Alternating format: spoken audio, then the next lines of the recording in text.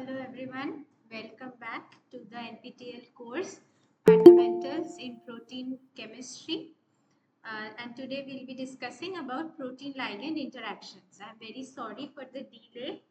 Okay, and today also it is raining. Yes, good evening. Thank you. Okay, so today also it is raining, so if there is any issue with the network, if you're not able to see the slides properly, please let me know. Okay, I'll make changes and I'll make the experience nicer for you. Okay, right. So in today's class we'll be talking about protein ligand interactions. Okay, in biology we have studied about the amino acids which, okay, yes, not new instructor, you're stuck with this old instructor for the rest of the season. So yes, anyway, so we'll carry on with the protein ligand interactions. Right. So we have studied what proteins are made up of, right? They are made up of amino acids, and then we have seen how they are made, right? And then the secondary, tertiary structures we have seen. We have looked at the different motifs. We have looked at the functions of proteins, how we can prepare them in the lab, how we can work with them for different kinds of experimental work, such as your biochemistry laboratory, drug designing, and enzymatic assays, and so many different places, right? Structural biology, and there are so many different applications of proteins. Now, today in this class, we are going to study about the interactions of proteins with other molecules. Now, these can be your protein-protein interactions, protein-nucleic acid interactions, protein and small molecule interaction. There can be so many different kinds of interactions that proteins participate in. And through these interactions, their activity is actually modulated. Okay. Their activities are regulated and proteins become activated and deactivated through these kind of interactions. We will also study about the thermodynamics of protein-ligand interaction. We will solve a lot of questions, and we will study about the different biophysical and biochemical techniques which you can apply to study protein-ligand interactions. All right. Okay. So let's begin with today's talk. Right, so let's talk about protein-ligand interactions. Protein-ligand interactions refer to the binding interaction between a protein and a small molecule which is known as a ligand. Now this can be, as I told you, this can be small molecules, ions, drugs, other proteins, nucleic acid, lipid. There can be so many different varieties of these ligands. Right, so these interactions are very important. Why? Because they are crucial for signal transduction. Yeah, so 1 second. They are crucial for signal transduction. They are important for gene regulation. They are important for enzymatic activities, transport inside the cell and across the cell membrane. And there are so many different biological interactions that go about. Okay, so the binding of a ligand to a protein typically occurs at specific sites on the protein surface, and these are known as the active sites or the binding sites. Now, these binding sites are exactly complementary in shape with the surface of the ligand molecule which is going to bind. So, complementary in shape, size and chemical properties, allowing for specific recognition. Now, we come across two different terms. One is affinity and one is specificity of an interaction. So, affinity of an interaction tells you about the strength of the interaction, how strong the binding interaction is, and specificity tells you the selectivity of the interaction. Okay. So, the binding process is often characterized by high affinity and high specificity, with the protein binding tightly to its ligand under the physiological conditions. Okay. Now, you know how proteins and ligands interact. So, there are different kinds of molecular interactions, different forces that are there. For example, your hydrogen bond, ionic interactions, hydrophobic interactions, van der Waals interactions, and ionic bonds. Right. So this is one real life example of a protein-protein interaction between an antibody and an antigen. Similarly, there can be millions of examples of everyday life protein-ligand interactions. Okay. So now we will try to answer one very simple question. So for this question, you don't need any knowledge on protein-ligand interactions except from whatever I have said until now. So try to solve this. Here you will have to keep in mind the concept of affinity and specificity. Try to answer this question. You can write in the chat box. I will respond. Okay. So the binding okay. So you are saying it's B. The binding surface of a DNA binding protein is likely to be negative, positive, neutral, and cannot be predicted. Yes. So you guys are absolutely correct. It has to be positive, most likely, because the DNA is negatively charged. Sorry, this should be here. Yeah. So the DNA is negatively charged, and therefore the binding surface of the DNA binding protein should be positive, so that there is favorable interaction with the DNA. Now, we will talk about regulation of protein function. So, proteins function can be regulated by various different ways. There can be post-translational modification, there can be change in conformation, there can be so many different ways in which the protein function can be altered. One of them is actually allostery. What is allostery? Allostery means that let's say that this is a protein. This is the binding site with which a tiny molecule comes and binds. Let's say that this is a DNA molecule with which it is going to bind. Now, there is one more site in this protein to which, let's say, another molecule can come and bind, and this can inhibit or activate the binding of this protein with this DNA molecule. This is called, this tiny molecule is called your effector molecule. Now this can be positively regulating the protein function, it can be negatively regulating the protein function. And this site where this effector molecule is coming and binding, this is actually called the allosteric site. So always remember, allosteric site is far away from the active site of the protein or enzyme, and allosteric effector protein or enzyme, allosteric effector comes and binds to the allosteric site.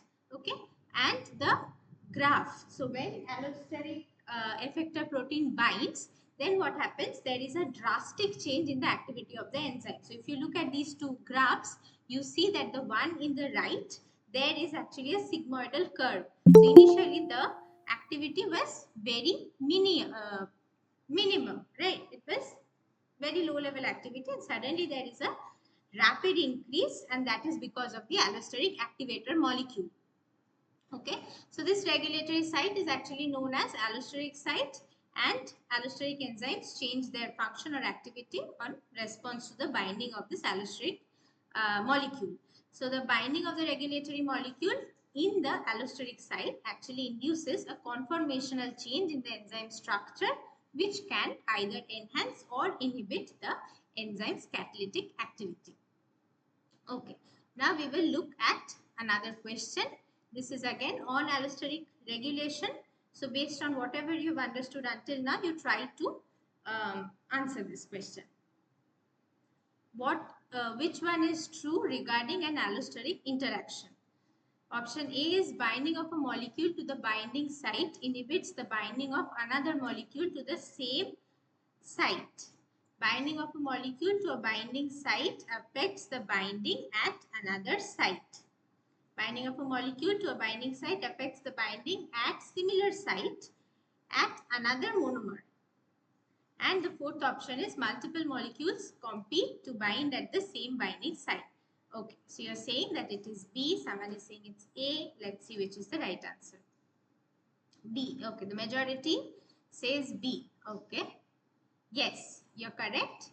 B is the right answer. If you look at this figure, you will see that this is actually the active site of the enzyme where the substrate is supposed to bind, but allosteric site is actually at a different location compared to your active site, and there the allosteric effector comes and binds. So binding of a molecule to a binding site affects binding at another site, right? Okay, now we will try to answer one more question. Which of the following is or are correct concerning cooperative binding of a ligand or a protein? Now, what exactly is cooperative binding? Cooperative binding means when one molecule is binding to one ligand, it is facilitating its nearby molecule to also bind to the ligand. And then what happens? That is facilitating its nearby molecule to bind to the ligand. And there is a drastic increase in the ligand binding by all the molecules. So this is called cooperativity. This is seen in case of hemoglobin binding with oxygen. So we will have a look at that very soon, okay, in the upcoming slides. Okay, so you are saying that it is D. Let's try to see what is there in the question. Which of the following is or are correct concerning cooperative binding of a ligand to a protein? So option A says it is usually a form of allosteric interaction. It is usually associated with proteins with multiple subunits. It rarely occurs in enzymes. It is a result of non-linear Hill plot. We'll look at Hill plot 2 very soon in the upcoming slides. Okay, so I have a few answers. Let's see.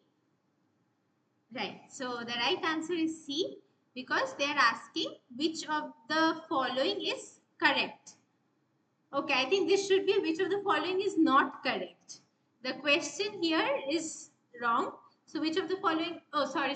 Yeah, which of the following is correct? 1, 2 and 4 are correct and 3 is not correct. Okay, because this cooperativity is very often seen in enzymes, and all the other 3, that is this cooperative binding is a form of allosteric interaction. It is mostly seen in case of proteins with multiple subunits because unless they are having a very close proximity, binding of a ligand to one subunit is not going to affect the other subunit that much unless they are very close by. So they have to be in a multimer, right? And the fourth one is also correct. We will look at the fourth option very soon. Okay, let's proceed. Right. So now we will look at the regulation of protein function in hemoglobin. Now this is something which hemoglobin actually we had studied in our previous classes, and I had asked you to read about Bohr's effect. Right. So in today's class we will look at Bohr's effect and Haldane effect in details, and we will solve one question regarding these.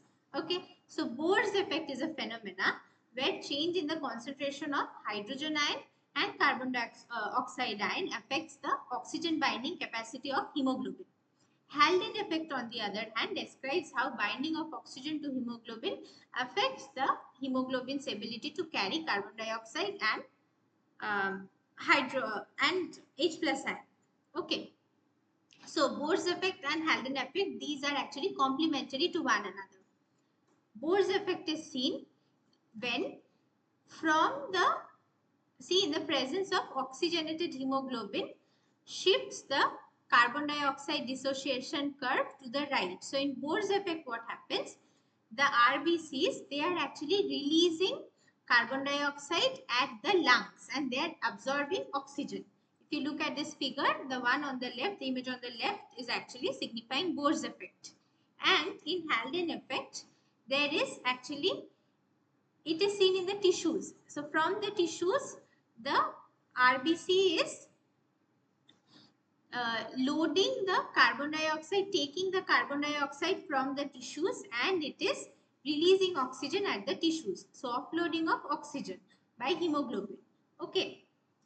So the environment condition in the lungs and in the tissues are different, because of which whether oxygen is being taken up or it is being released is being governed.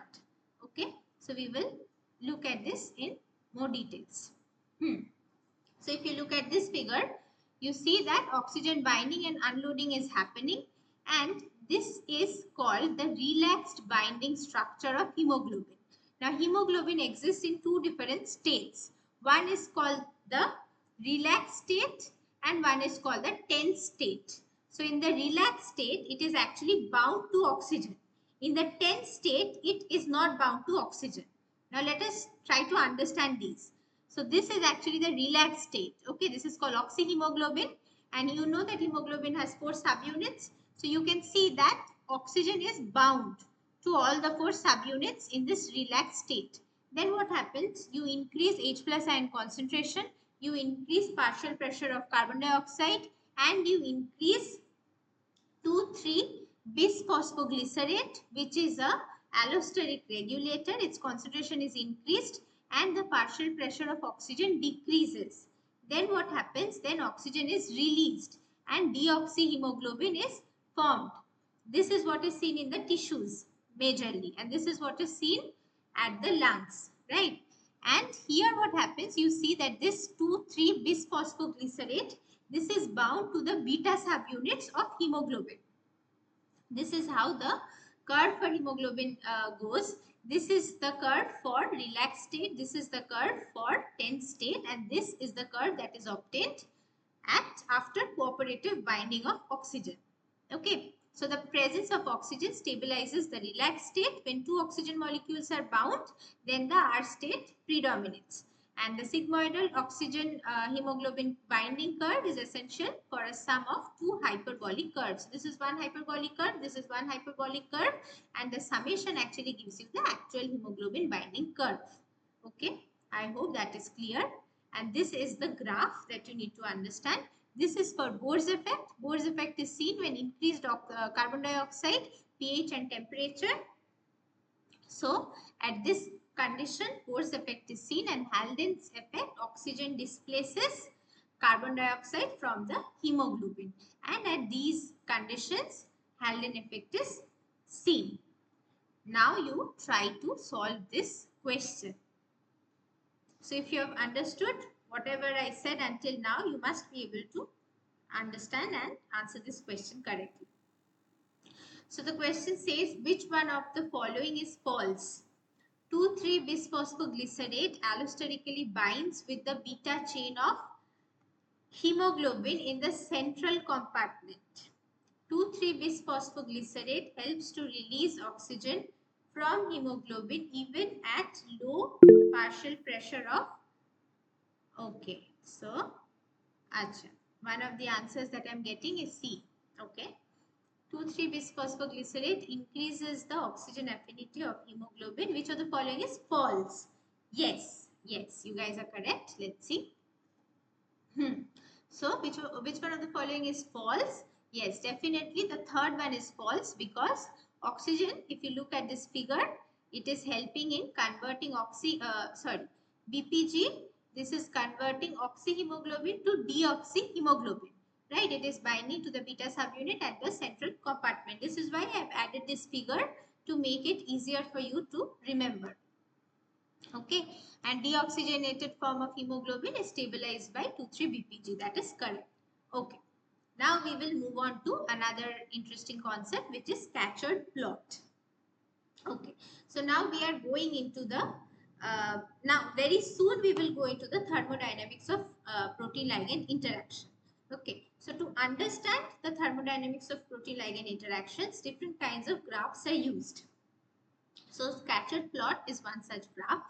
Scattered plot is a graphical method that visualizes the binding characteristics of a ligand to a protein. It plots the ratio of the bound ligand to the free ligand. So B by L is bound ligand divided by free ligand against the amount of bound ligand. Okay, so the equation of the scattered plot is given as B by concentration of L is equal to minus B by Kd plus B max by Kd. So what is Kd? Kd is your dissociation constant. What does this say?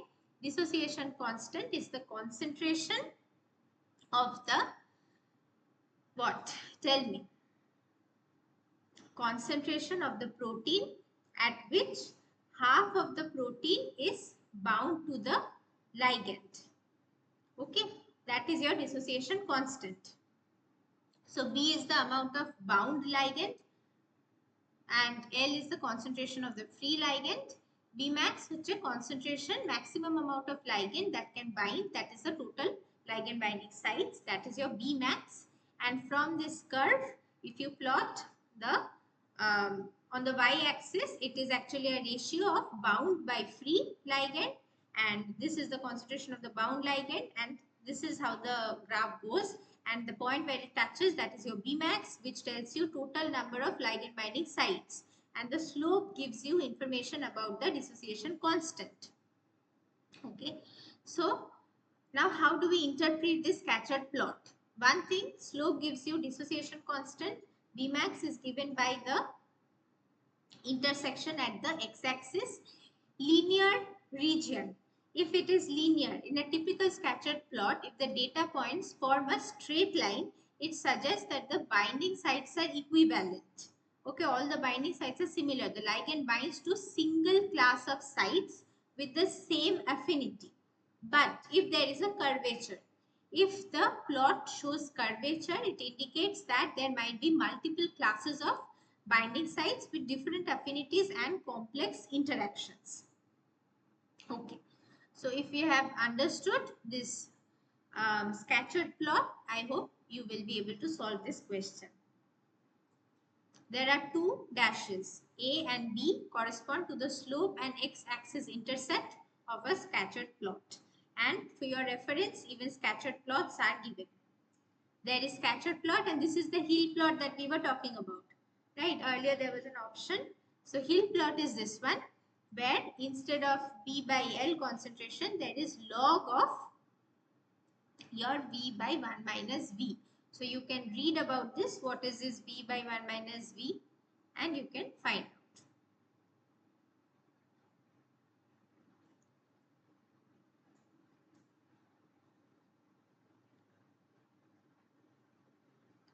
Right, so A and B, what do you think these are? Whether A is Kd, whether B is binding stoichiometry, rate of dissociation, fractional occupation of sites, which one do you think is the right answer? Okay, so you are saying that it is A. Okay, let's see. Yes, the right answer is A. So V by L versus B gives a straight line with a slope Ka according to the equation V by L NKa minus Vka at the intercept V by L, that is 0. So this is the intercept. Here they are saying V, but you can consider this as B. And this NKa is equal to Vka. So x-axis intercept actually indicates the stoichiometry. So even here we studied that x-axis intercept tells you the maximum number of ligands that can bind, and based on this you can go about with this calculation. You can read about this, what exactly is this NKa and Vka, where Ka is actually association constant. So you can read about this and you can learn about this. So yes, you're right, A is the right answer. Okay, now we'll go into the thermodynamics of protein-ligand interaction in better details. Proteins and ligands, when they are interacting, they are forming this protein-ligand complex. So P and L are protein and ligand, free protein and ligand, and this L is PL is actually the complex. Kd is the dissociation constant. So dissociation constant means the concentration of the protein at which only half of it is bound to ligand, right? Dissociation means from the protein ligand complex it is dissociating into protein and ligand. What is association? Rate constant for association, it is actually the rate at which they are forming the protein ligand complex. So Kd is equal to concentration of, this is actually an equilibrium constant, right? So at equilibrium what is happening? The concentration of P and L divided by concentration of PL, right? So, and this is actually the rate, reaction rate, K minus 1 and K1. I'm sure you know that these are reaction rate. Therefore, Ka and Kd are actually reciprocal. Okay. Now we will look at the equations given at the right hand side. So this is actually a chemical reaction and A is the number of molecules, right? This tells us about the stoichiometry. And this is the reaction quotient, that is Q.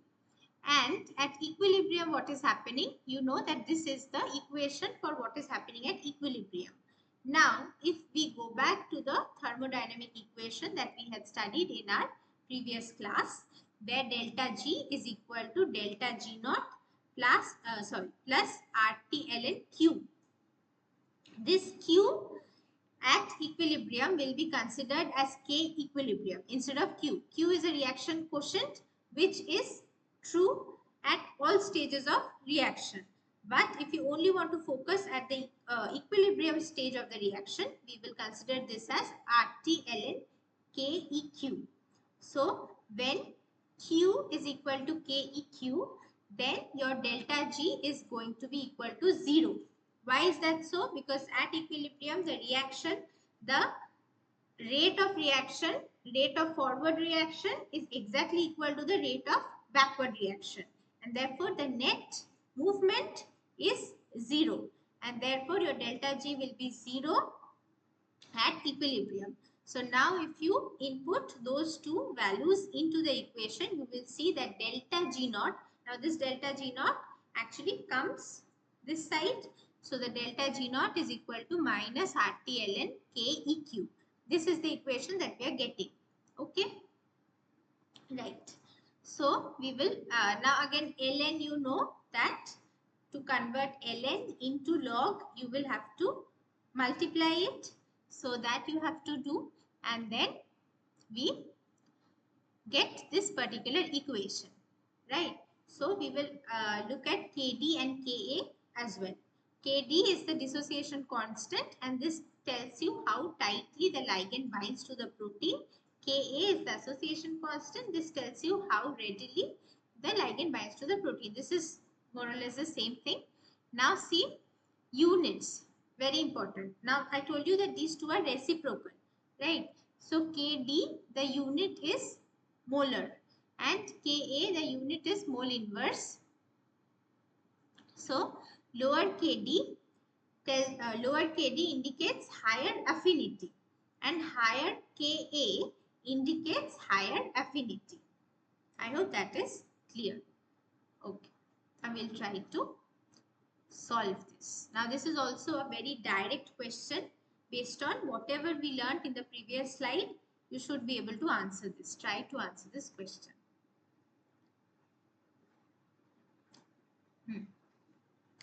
For tight binding, which one is true?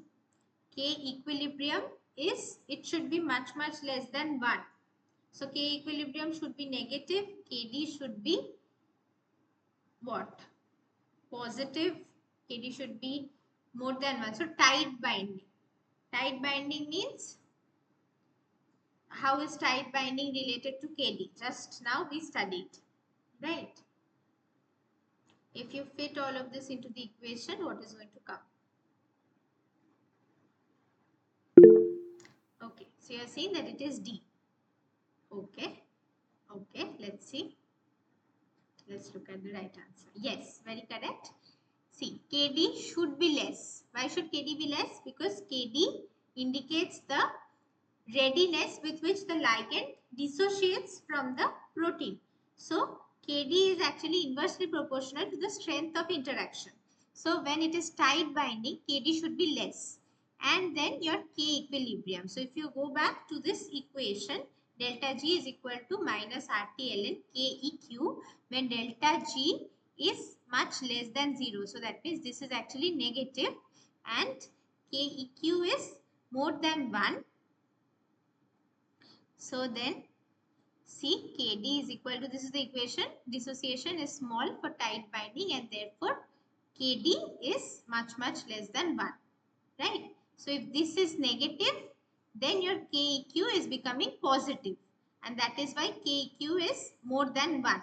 And so when KEQ is more than 1 and Kd is less than 1, we get tight binding.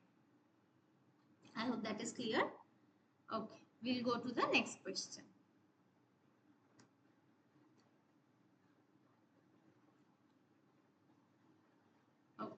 Try to solve this one.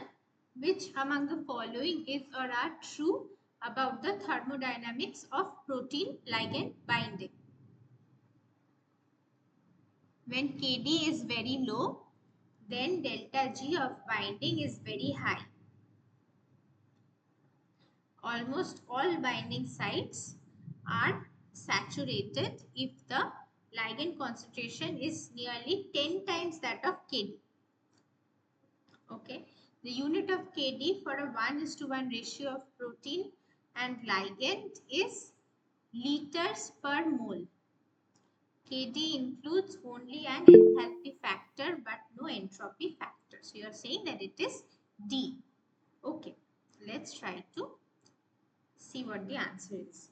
Okay, so when Kd is very low, then the delta G of binding is very high. See, when the binding is very strong, delta G is highly negative. Dissociation is also very less, hence Kd is very small. Okay, when the concentration of the ligand is much greater than the concentration of the protein, then of course all the ligand binding sites are going to be occupied. So 2 is definitely correct. Now Kd is obtained from halfway of binding, which I just told you, and therefore in this case ligand is much more than the Kd, and ligand is nearly equal to 10 times that of the Kd. So for 1:1 complexation, the unit of Kd becomes what? That is m square divided by m, and Kd includes both enthalpy and entropic factors. And so that means, what are you getting? The right answer is 1 and 2 only.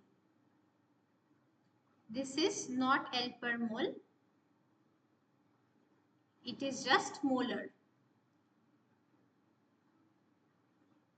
And here also this becomes wrong, but then this is correct and this is also correct.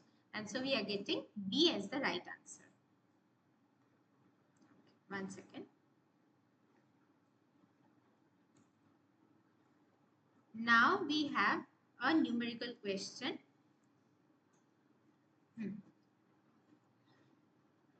Okay, so we have a numerical question now.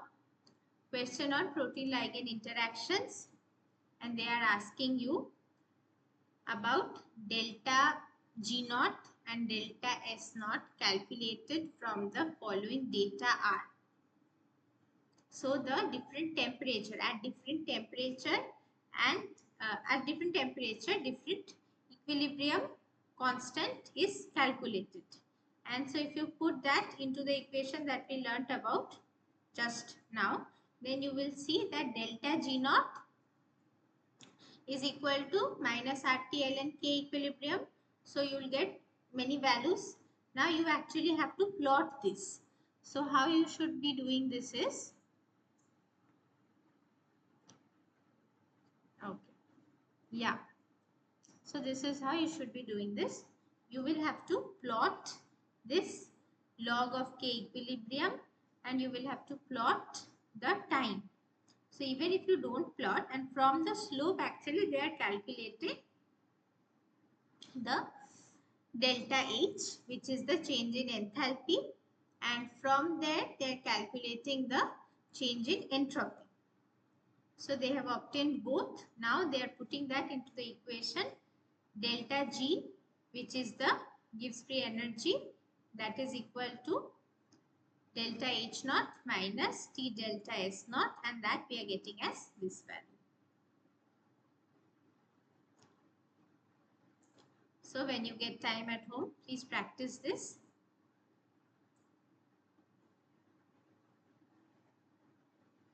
Okay. We'll go to the next question now. So now we will look at the different experimental techniques to study protein-ligand interactions. Now, there is a platform called Virtual Laboratory. Okay. In this platform, you can actually perform experiments online.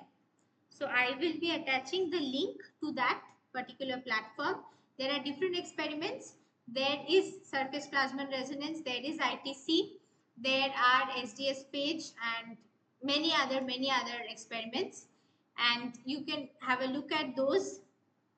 Okay, you can actually try to understand what is happening there, Also this calculation of pi of the dipeptides, tripeptides, everything is there, right? So you can actually try to solve those, and it is done in a way that undergraduate students and master students, everybody can understand. So it should be very easy to understand. The aim is there, objective is there, procedure, and then what you have to do is you just have to actually like perform the experiments online. Okay, so you can have a look at that. Okay, so we'll go back to this protein ligand interaction. Surface plasmon resonance is our first technique to study protein ligand interactions. So what happens here is that this is a label free technique. Label free means that you do not need to tag your protein or the ligand with any radioactive material, with any fluorescent material, and this actually is expensive, right? Tagging with radioactive or fluorescent material, that is expensive, and therefore this makes it a relatively easier technique to perform. Plus, the best thing about SPR is that you can use the protein even after performing SPR. So if you go for ITC, then what you do is you heat up the protein and it is gone. You cannot use it anymore. It is completely denatured. But then for SPR, you can actually reuse it later if you want. So this is a technique to study protein ligand biomolecular interactions in real time. So in real time means live, right? So you can watch the interaction happening live. So in SPR, one binding partner, typically a protein, is immobilized on a sensor surface. So this is the surface. This is actually called the sensor chip. And on the sensor chip, it is having gold. So it is not a cheap technique. It is quite expensive because yes, this gold layer has to be there. And onto the gold layer, you will have to immobilize the protein. Okay. And another binding partner, often the ligand, this is actually flowed across this way. So the changes in the refractive index. So from here, your incident light is coming and it is getting refracted and reflected, and it is, the detector is recording the SPR angle. Okay, so what is plasmon? Plasmon means that on this gold plated surface, you know that gold is having many electrons, movable electrons on its surface, right? So because of these electrons, they become excited and they result in the formation of plasmons when photons go and strike them. So you can read about these. It's a very interesting technique, and this helps you in understanding the complex formation and allowing detection of the binding kinetics, affinity, and specificity. So surface plasmon resonance helps perform molecular interactions in real time, and the studies can be used to observe if two interactants bind with one another. They can measure how strong the interactions are and even measure the actual association and dissociation rates, specificity and affinity. Okay, so this is useful in studying protein-protein interaction, and then you have to study this SPR curve or a sensogram, and then the binding affinity is calculated. So see here what is happening, everything is given in details. The surface plasmon resonance is a phenomena that can be observed in thin conducting film at interface between media of different refractive index. So it is kept on a media, so the place from where this incident light is going and the other one, there are two different media properties are there, right? So, and the conducting film is a thin layer of gold on a sensor chip surface. SPR is a physical process that can occur when plane polarized light hits a thin metal film under total internal reflection condition, and that is why it is getting reflected. When the light beam hits a half circular prism, which you can see, then what happens is the light is bent towards the plane of the interface and it is passing from a denser media into a less dense one. So The below one is a denser media and the above one is a less dense one, and so there is total internal reflection happening. So changing the incidence angle changes the outcoming light until it reaches a critical angle. At this point, all the incoming light reflects within the circular prism. This is called total internal reflection. I'm sure you remember this from your class 11th and 12th and 10th also, I guess. And the surface is coated with a thin film of noble metal, usually gold. Gold is used in sensor chips because it combines favorable SPR characteristics with stability and a high level of inertness in biomolecular interaction context. At a certain combination of angle of incidence and energy wavelength, the incident light excites the plasmons. Plasmons are electron charge density waves in the gold film. As a result, a characteristic absorption of energy via the evanescent wave field occurs and SPR is seen as a drop in the intensity of the reflected light. In SPR experiment, one molecule, that is a ligand, is immobilized. So you can either go for the protein or the ligand. You can immobilize any one on the surface, right? So the one that is immobilized on the surface, this is being called the ligand, and the one that is flowing by, this is being called the analyte. And the responses in the measure of the resonance units is proportional to the mass on the surface, and for a given interactant, the response is proportional to the number of molecules bound to the surface. Okay, so the response is recorded and displayed as a sensogram in real time. We will have a look at that. There is a question on this, and so for that I have attached a link to a good website where all of this is given in very like it is given in details, so you can have a look at that. I hope that will explain to you any doubts that you're having right now. Okay, right.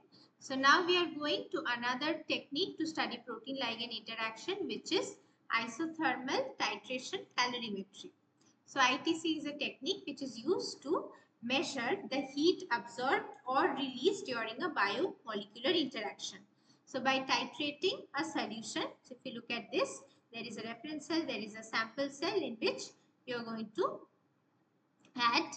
So titrating a solution of proteins with a ligand and measuring the resultant heat changes, researchers can determine the thermodynamic parameters such as binding affinity, stoichiometry, and enthalpy of binding. Okay, so in isothermal titration calorimetry, one of the very important techniques, this is also a label-free specific interaction between molecules. It can determine and DNA protein interaction, protein carbohydrate interaction, protein lipid binding, antigen antibody interaction, all of these can be studied.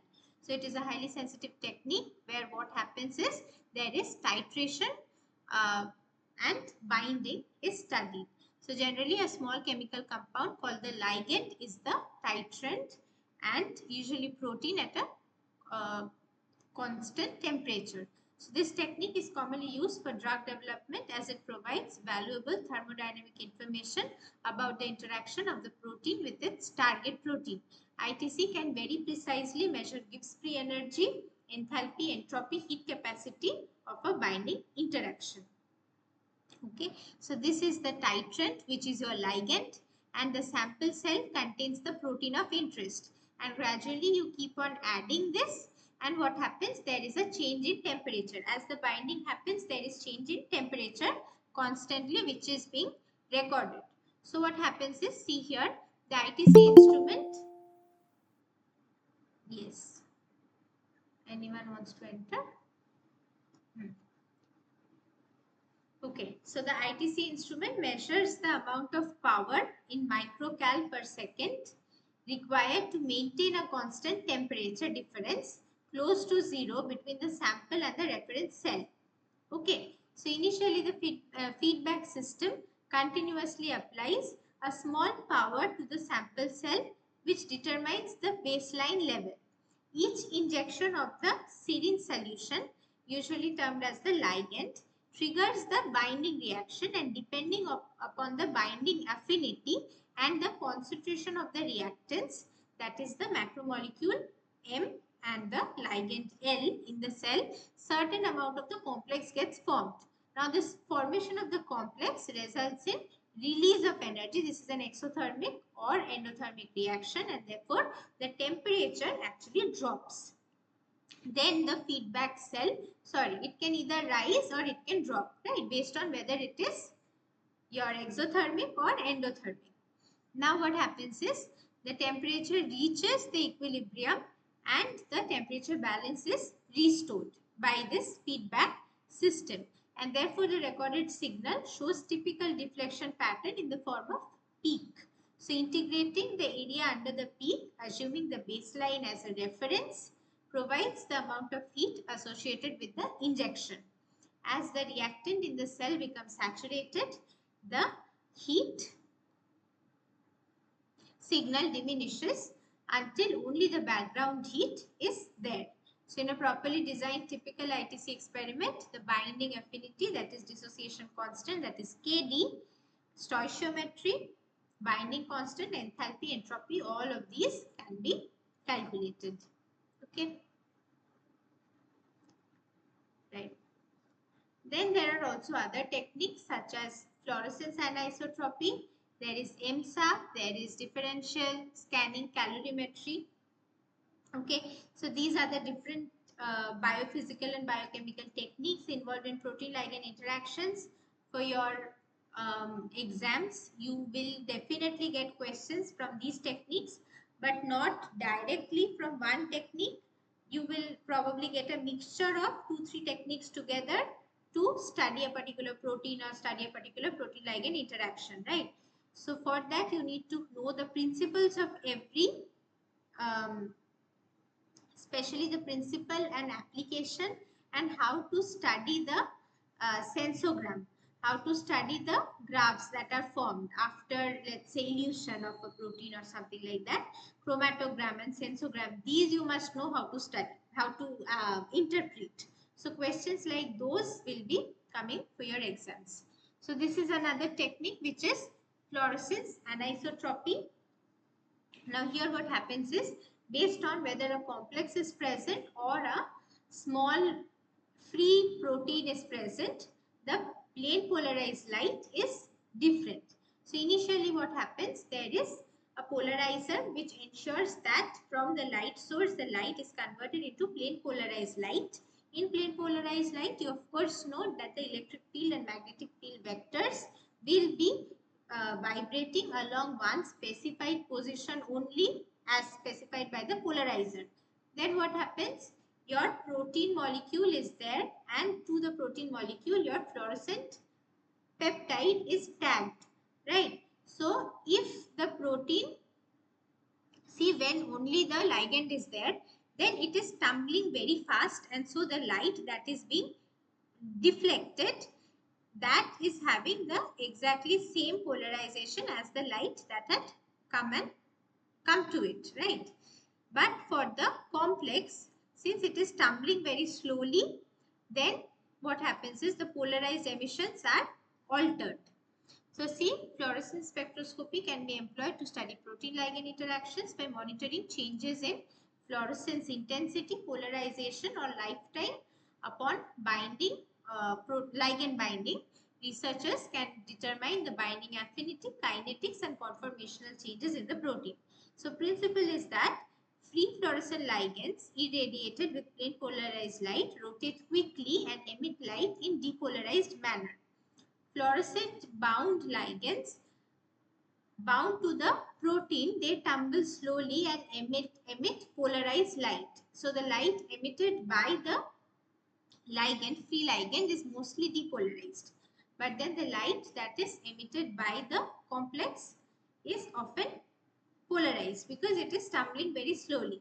And that is how you can come to know about the stoichiometry. You can come to know about the binding kinetics and binding affinity. So the degree of the molecular binding can be inferred by the amount of emission that is polarized. Okay. And then we have EMSA. I think this is the last one. Yes. So EMSA is the last one. This is Electrophoretic Mobility Shift Assay. This is a gel-based assay where native gel is run. So native gel means that the protein is not denatured. Its property of interacting with the biomolecule, which is RNA or DNA, is kept intact. So the blue one is your protein. This is the protein. This R is actually RNA. Protein and RNA are binding together. They are forming the protein ligand complex. If you look at this gel image, you will be able to see that there is equal amount of RNA in all the lanes. This is having free RNA, so there is no protein added here. But here when protein is added, you see a shift in the band. So this RNA is actually fluorescently labeled, and when you observe it under a fluorescent channel, you will see this dark band. So because this RNA is bound to protein in high concentration, and protein is of course very large in size compared to the RNA, and therefore the RNA is not moving as fast as the free RNA, right? So their shift is observed. This is the point where you see exactly similar concentration in two bands. This indicates that this is the region where the Kd lies. Kd is your dissociation constant. So half of the RNA is bound to protein. So that means the concentration of the protein at which half of the binding sites will be full is this, and that is the Kd. And then as you decrease the protein concentration, you see that more of binding is observed and more free RNA is seen running as fast as the free RNA without protein. So this is all about EMSA. Now from this gel image, how do we calculate Kd? The entire equation is given here. You calculate the bound fraction. You know the free protein concentration. You know the free RNA concentration. But then you do not know the bound protein and bound RNA concentration. So that is when you modify the equation and you make it in such a way that you can add the inputs of the numbers that you know. Okay, you can have a look at this if you are interested. But then we do not have any questions on EMSA in this presentation. So I'll skip and we'll go to the questions. Okay. Try to answer this. It's a question on surface Plasmon resonance. The sensogram data from a binding interaction provides data on.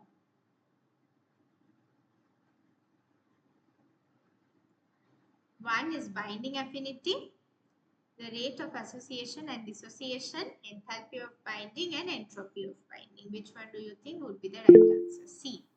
C is all, right? Okay. Let's see. Yes, that is correct. No, sorry. 1 and 2 only. So sensogram data can provide information about K on and K off. Kd can be determined from the K on and K off. But it can't provide information about enthalpy and entropy associated with the binding. So only from the So only from the sensogram data you cannot know about all of these different properties. You will have to calculate for yourself. Okay. So now we have another question. This is also on a biophysical technique called differential scanning calorimetry.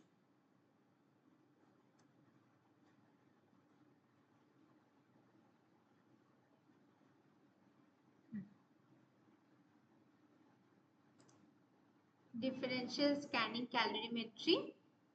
In differential scanning calorimetry, this is also useful in finding out different aspects of protein-ligand interaction, and you can read about this.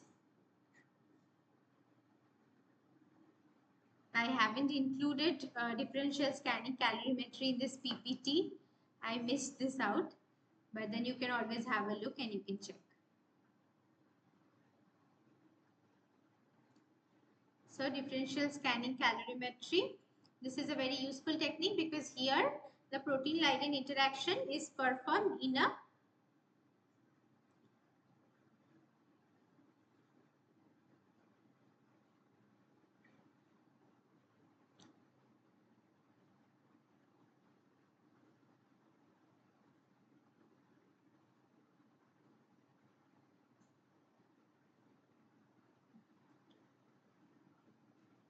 Yes, so in differential scanning calorimetry, what happens is to the protein, your ligand is being added and the graph rises.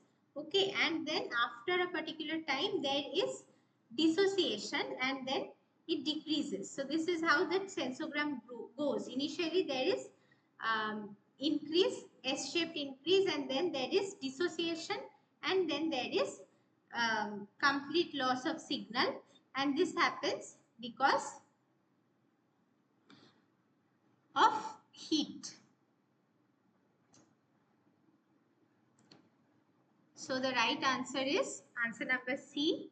DSC can measure binding constant and stoichiometry even at low affinity and for multiple binding sites. So I forgot to include this in the slide. You can read about this. If you have any problem, we can discuss this in the next class. Okay.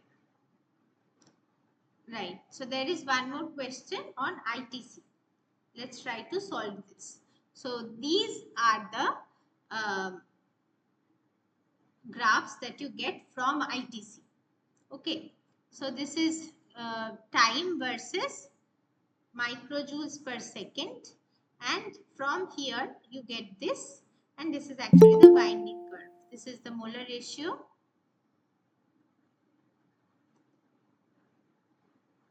Yeah. So this is the molar ratio and this is the kilojoules per mole. This is the axis.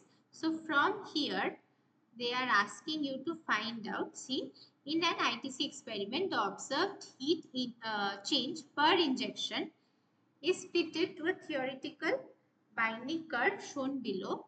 The values of the ligand binding affinity, enthalpy change are respectively what? So it's very simple to calculate. Okay. This is very simple to calculate from this curve. So if you look at this one, you see that what the first thing that they have asked is binding affinity. So binding affinity means it should be Kd, right? Dissociation constant, and dissociation constant will be what? What will be the dissociation constant at half of the concentration? So based on this molar ratio, the half is actually coming here. So if you go corresponding to this, you will get the binding affinity, right? So Kd is the concentration, half of the concentration at which, the concentration at which half of the binding sites are full, right? So from, so from this graph, you will get information on that. And then there is enthalpy change. This is going to tell you about the enthalpy change. So exactly how much amount of delta H is there. So let's try to find out how do we calculate, right? So this is an ITC plot of 1:2 protein ligand binding at midway. If you see, the molar ratio is 2. So the affinity is -7 kilojoules per mole, because from 2 if you go, then this is the affinity, -7 kilojoules per mole, and enthalpy is actually the total energy released up to the equilibrium, and this is the total energy released up to equilibrium. It is around 12.5, right? So that is the right answer. So then from here you can say that affinity is around, so C should be the right answer. Okay. And we come to the last question, which is SASA. SASA refers to solvent accessible surface area. So what is this? I hope you know. Okay. So let's tell you about the hydrodynamic radiance. So what happens is, we have learnt about these proteins. They are actually polypeptides which are folded, and then when you dip this in water, when you dip this into an aqueous solvent, then what happens? The water molecules are going to get themselves arranged around this protein surface, and because of the, so let's say this is the radius of a particular atom. Okay, this much is the radius of an atom. Then comes in the van der Waals radius. So two molecules, they should be van der Waals radii away from one another. So both van der Waals radius should not be colliding, right? That you know. So this gray balls that you see, these are actually the van der Waals radius. Now besides the van der Waals radius, if you take a small water molecule, like they have taken this solvent molecule, if you place it on this van der Waals radius and if you roll it along the entire surface of the protein, then whatever area you get, that is actually called the solvent accessible surface area. So solvent accessible surface area tells you about the amount of polar surface that is free for water molecules to interact. It is actually the interface of the protein. Okay, and the solvent excluded surface area is the one that is within it. So now based on that, you try to answer this question. Which among the following cannot be obtained from the, okay, we are saying it C, okay, cannot be obtained from the solvent accessible surface area calculation. Protein ligand binding strength, hydrophobic free energy of transfer from polar to a hydrophobic environment, the interface area due to change in surface area upon protein-protein or protein-ligand complex formation. Right. Let's look at the right answer. Okay. So the right answer is B. All of these can be known from SASA. Okay. All of the following can be known from SASA. The references are there, and we can take a small break, and after that I can come back and we can discuss about the last week's assignment questions. So I remember you had 3 questions. There were 3 questions in which you had doubts, right? So we can discuss those 3 questions after a small break of 5 minutes. And I have, in the last PPT, I have included all the links, all the websites, all the Telegram groups and videos, everything that you can access for the numerical aptitude test, previous year's questions and practice questions for your exams. Okay, so I hope you have been through those. Regarding today's class, if you have any questions, you can ask me now, or you can also ask me in the next class after going through whatever we have learned. Regarding differential scanning calorimetry, since I missed that out in this class, I will include that in the next class. Okay, it will be easier for you if you have it handy in a PowerPoint. Is it possible to share today's class PPT? Yes, of course. You'll get the class PPT. I'll upload it and NPTEL is going to share it with you. Okay. At the end of your class. So by today or by tomorrow, you'll actually get it.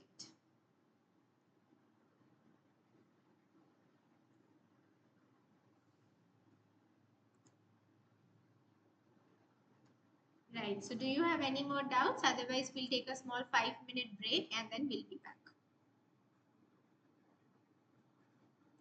I'll stop sharing the screen now.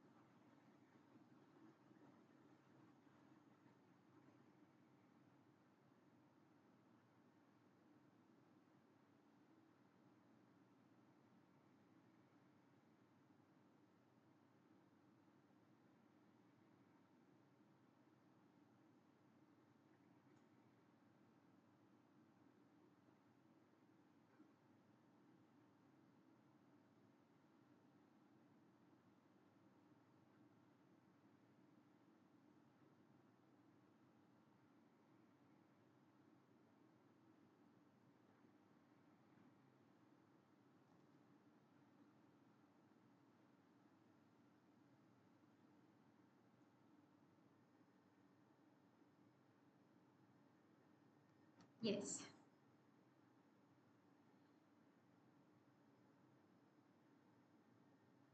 Okay. So, is the PPT visible to you all?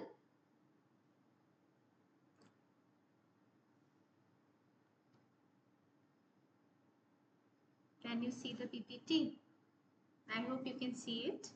So here I have actually provided the links to different websites that you can access. Okay, and these would be very good for your exam preparation. There are a lot of numerical aptitude tests, there are questions, and there are also previous year's questions and numerical questions, MCQs, many things are there. So these you can actually follow. Now we'll move on to the assignment questions. Okay. Right. So the first question is actually question number 6. Question number 6, which of the following best describes the thermodynamic basis of a molten globule state? So A is enthalpy driven compaction with high entropy, and entropy driven compaction with low enthalpy, high enthalpy and high entropy state, low enthalpy and low entropy state. Now remember that enthalpy is coming because of bond formation, bond breaking and bond making, and the entropy is coming because of your orderedness. Now we know that molten globule is not as stable as your native state structure. It comes before the native state structure, and more folding has to be done on the molten globule so that the native state structure is attained. Okay. So in this case, it is definitely an enthalpy driven process because a lot of bond formation, hydrophobic collapse is happening, hydrophobic interactions are happening, hydrogen bond interactions are happening, all of these are happening. Therefore, this is definitely an enthalpy driven compaction process.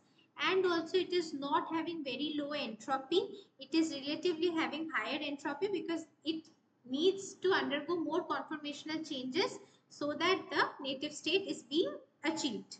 And therefore, this is going to be the option A is going to be the correct answer. Okay. Now for your next question, which is for a spontaneous protein folding reaction under physiological condition, the entropy change delta S is typically positive or negative, 0 or definable. Yes. So in my opinion, they should state clearly what they are asking, entropy change of the system or entropy change of the protein. So if you consider this, I would say that the right answer should be positive instead of negative. Right, so here the right answer is given as negative in the assignment, but I would say it should be positive. Now, why is that so? So see, when the protein is changing from a disordered state to a more ordered state, its entropy is definitely decreasing. But then the entropy of the water is actually increasing. The water is changing from a more ordered to less ordered state, and therefore it is definitely, its entropy is increasing, and therefore the overall entropy of the system is actually the sum of both of these entropies. So delta S plus delta P, we say that there is an increase in entropy of the water actually counterbalances the decrease in entropy of the protein, and so therefore the S total should be positive, and therefore this question should not be option A should not be correct. It should be option number B. Okay.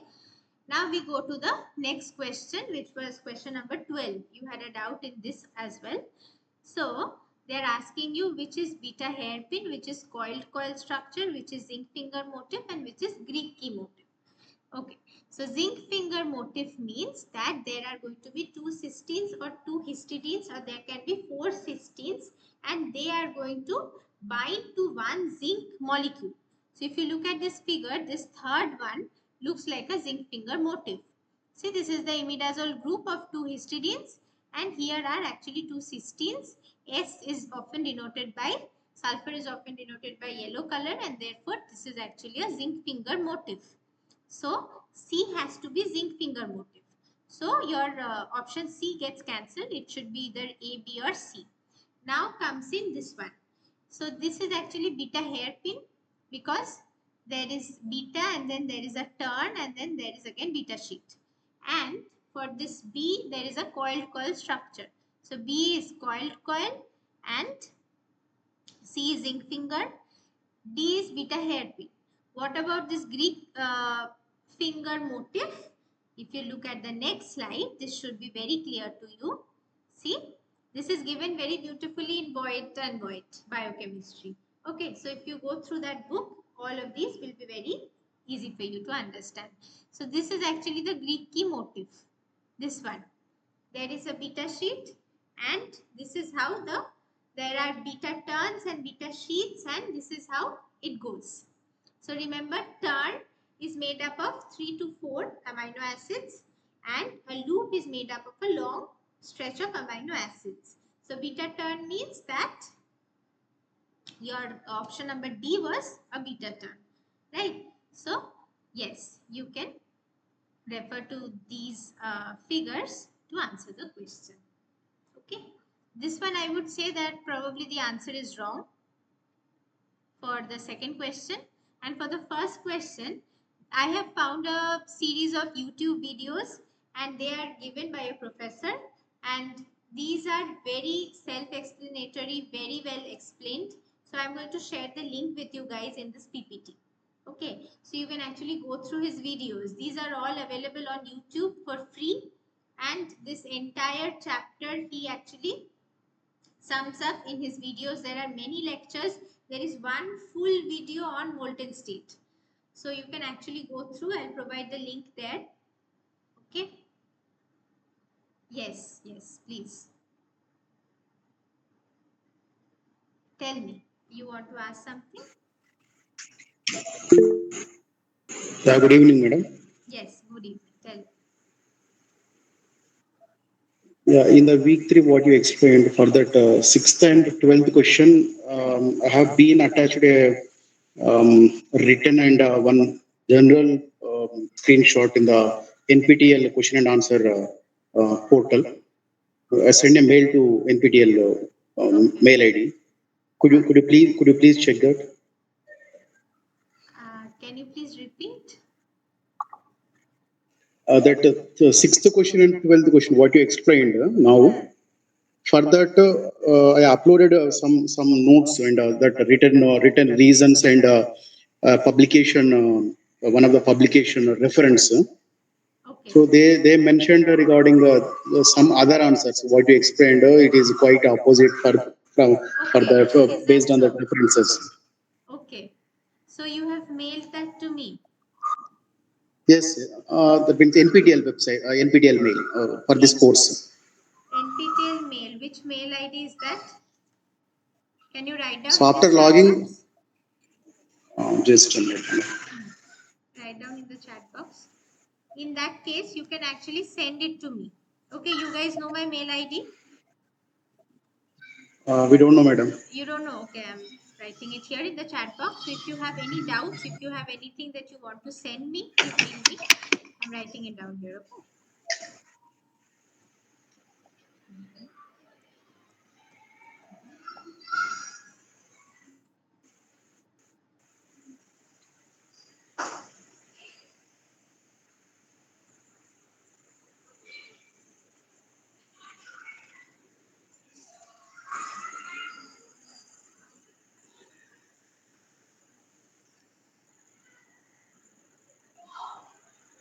Okay, so, no, I will not get this. This will go to the NPTEL platform. So to send it to me, you will have to send to this mail ID. And then did you get any response regarding this? No, madam. You haven't got it. Okay. Send it to Yeah, still I'm waiting for that. Okay, definitely, madam, definitely. Okay. Thank you. Thank you so much. If you guys have any other doubts, you can ask me. Otherwise, we can end the session. Thank you for your time. Thank you for your cooperation. Thank you for attending the class.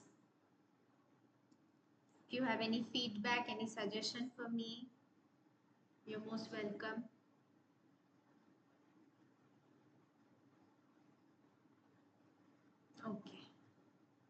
So thank you everyone.